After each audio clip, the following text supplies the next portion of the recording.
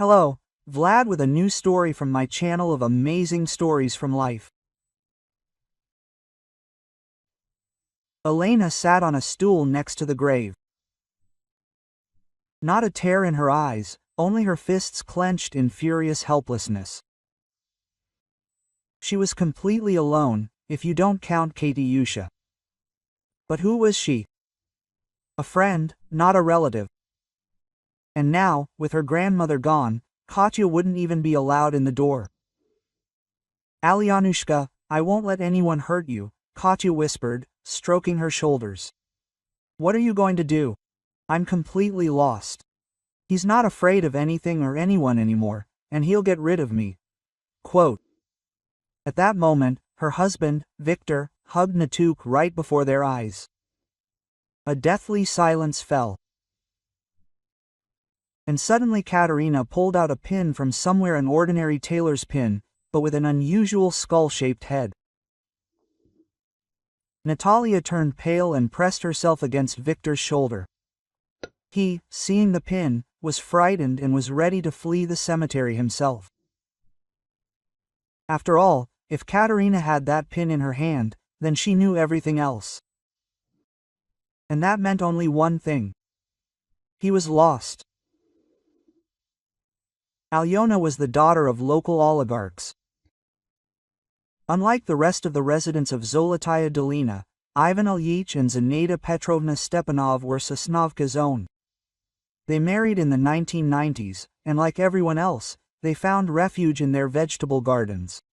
One day, out of poverty and despair, they agreed to ship expensive cars across the country. Then again, and then they caught the wave of the auto business and rose to prominence.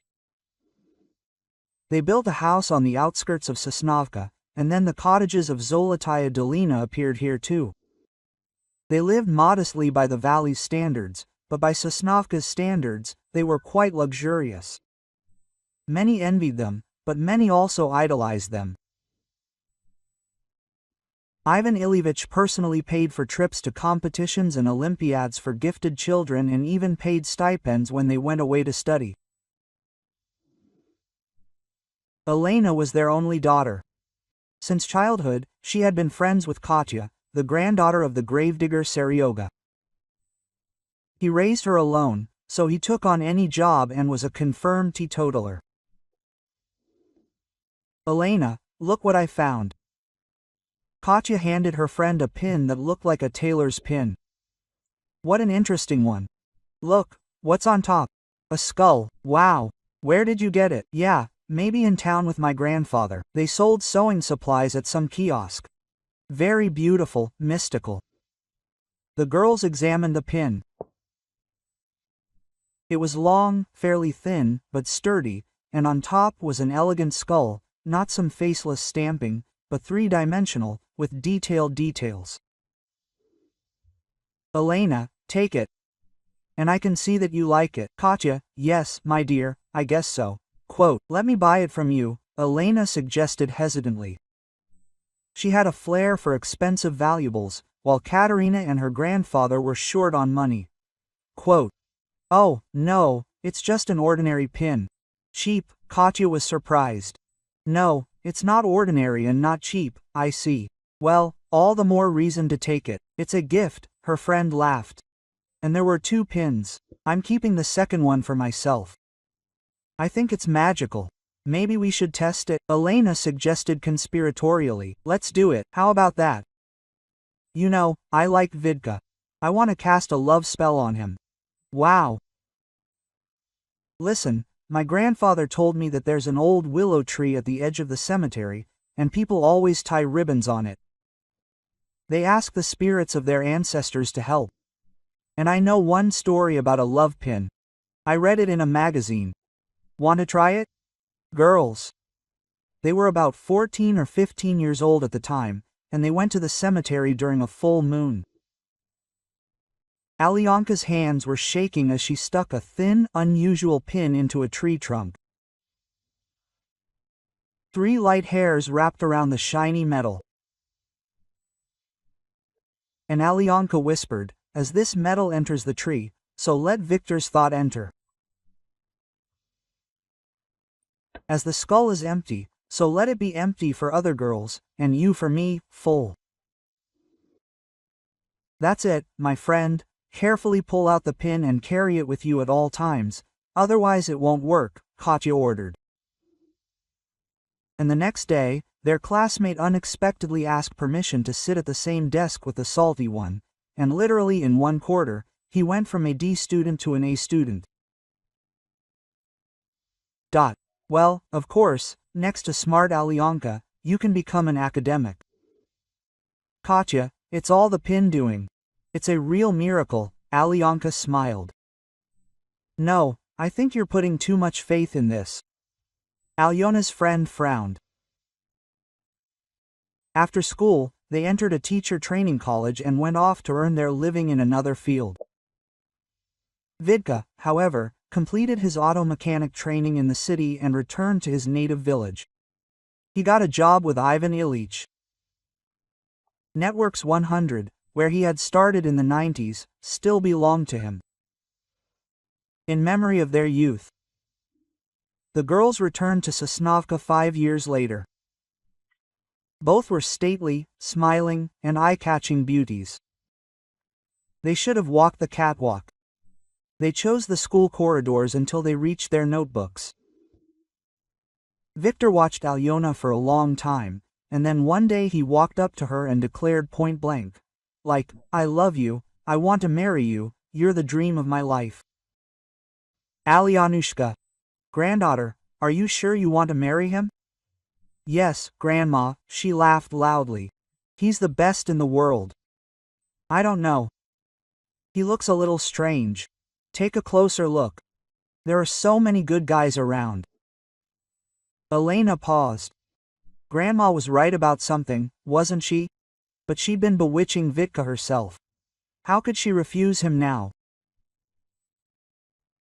The boy had matured, become confident, and the way he looked at her made her heart melt.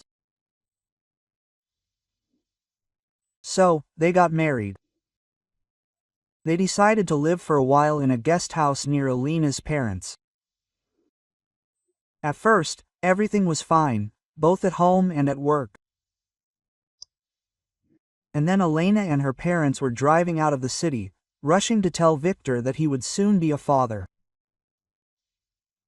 And then a Likich car sped towards them. They couldn't save either the parents or the unborn child. Elena was orphaned. But she had to move on. She took a few weeks of sick leave and then returned to work at the school. Neither her colleagues nor Katya recognized her. Only a shadow remained of Elena. As if everything inside had frozen and turned to ice. Only with her students did she smile and feel a little alive. Katya would come to visit her friend on weekends, and every time she saw the same thing. Elena would sit by the window and stare into the distance. Sometimes she would go to her parents' house to help her grandmother, but she refused to move there.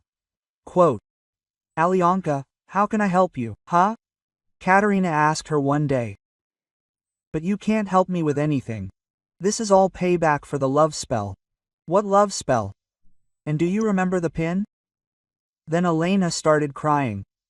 And, apparently, not for the first time. Quote, oh, don't be silly, Katya said angrily. I made up that ritual myself back then. Well, even more so you did. I performed it, and it worked, Elena said.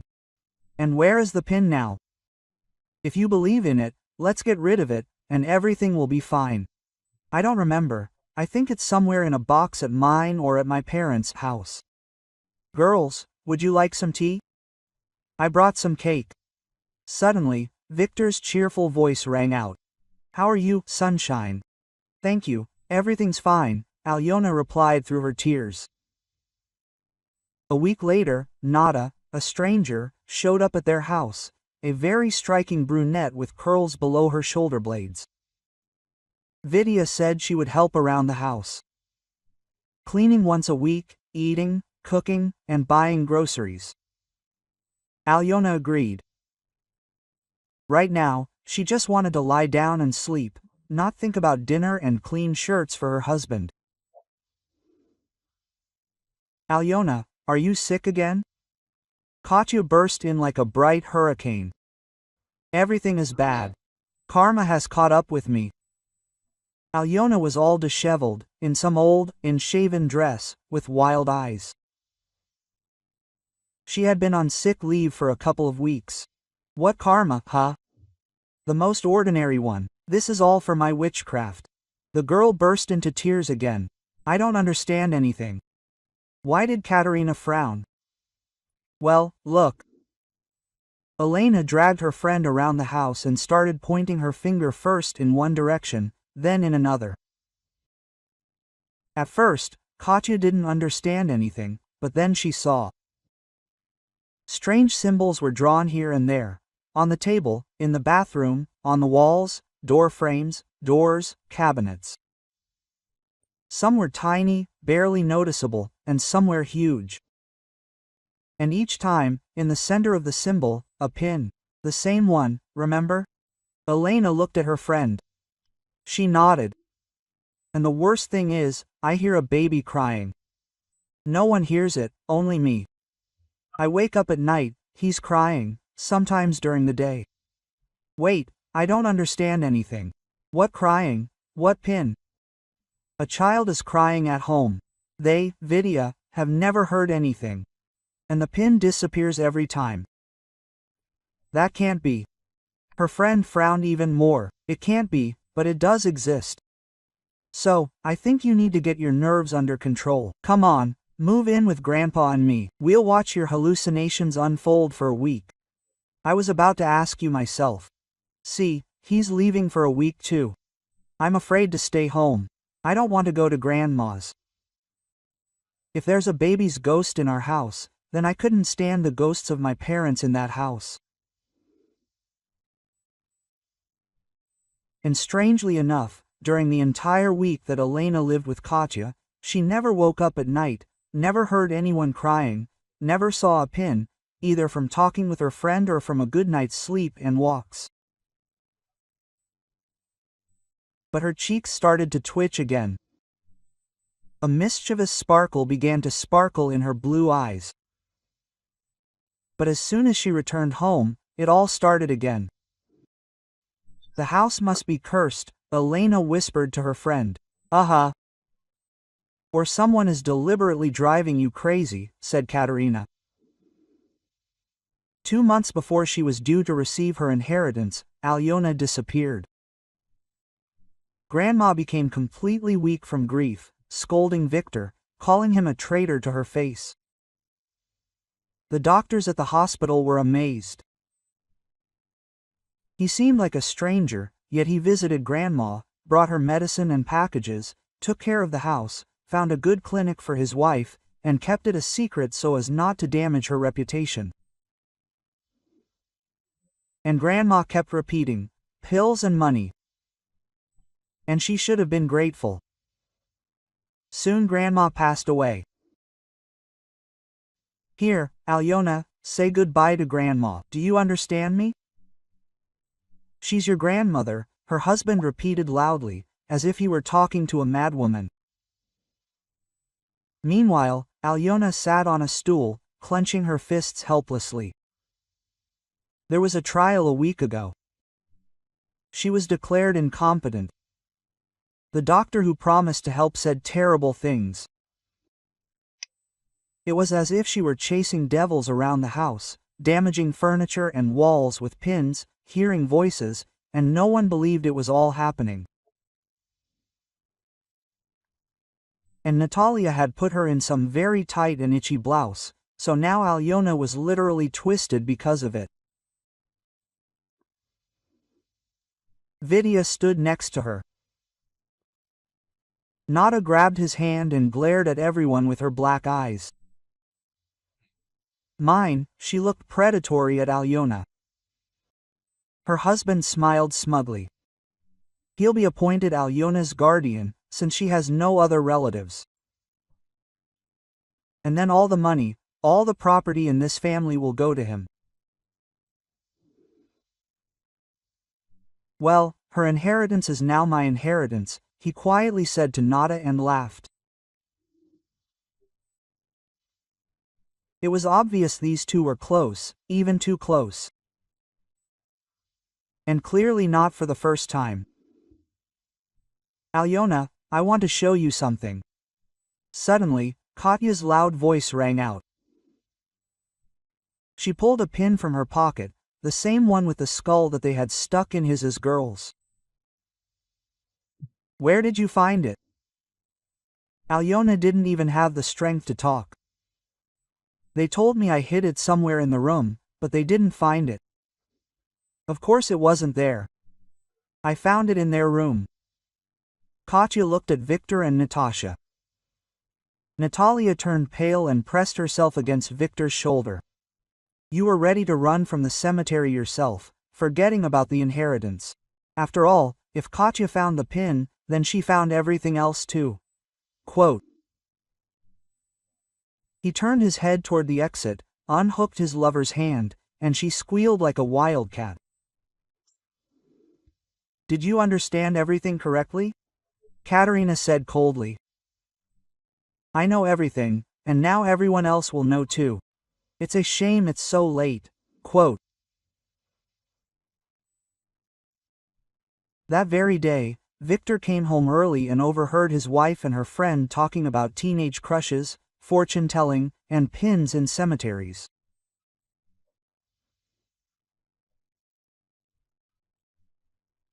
He relayed this conversation to his old friend Natya, and she came up with a brilliant plan that required finding a pin with a skull head. He had to rummage through all the drawers in Alyona's desk. And in one of the boxes, he did indeed find the right one. And then it was a matter of technique. A Bluetooth speaker with a timer started the baby's cry. Nadtu scratched the furniture as Alyona screamed for help in horror and discreetly hid the pin. Convincing his wife she was going crazy turned out to be very simple. It's your own fault. Your family lives better than anyone else. People like that need a lesson, Natalia screamed as she was led into the police car. If you only knew how Vidya and I tried not to laugh when you were looking for a crying baby. Oh, you should have seen yourself. Victor meekly testified. He never loved Alyona. He copied her tests at school. Then he married her to get a bigger piece of her family's property as the husband of her only daughter. And when trouble happened with his father-in-law and mother-in-law, he realized he could appropriate everything for himself. Ilanata suggested it. Then he bribed the doctor. But then Katya mixed everything up. Where did she even find the pin? I never found it, Katerina shrugged. This is my second one. I just decided to test my hunch, and I was right. So there's no mystery involved. Then witnesses were found. The correspondence between Victor and Natalia was exposed. Their conspiracy was established. In court, listening to the cold, dry facts of what her husband and his mistresses did to her, Alyona straightened her back for the first time in a long time. The decision was made. Victor Snati and the doctor spent a long time behind bars, and upon leaving the building, the two friends silently gazed at the sky. The mysticism is over, Elena said quietly, clutching the pin in her pocket. A year had passed. During this time, Elena had never been alone.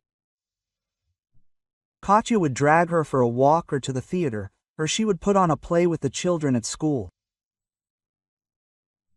And twice a week, Elena went into town to the gym, took up dancing and drawing, and suddenly discovered that the world around her was full of wonderful people. And one of them was Artyom, the lawyer who had assisted her in court. For a long time, he had been hesitant to ask his now former client out on a date, but a month ago he finally invited her to lunch. And it seemed that very soon, to the tune of Mendelssohn's Wedding March, Elena and Artyom would step into a new life. If you like this story, please support me with a thumbs up button. It's just one action for you, but it means a lot to me. Thank you.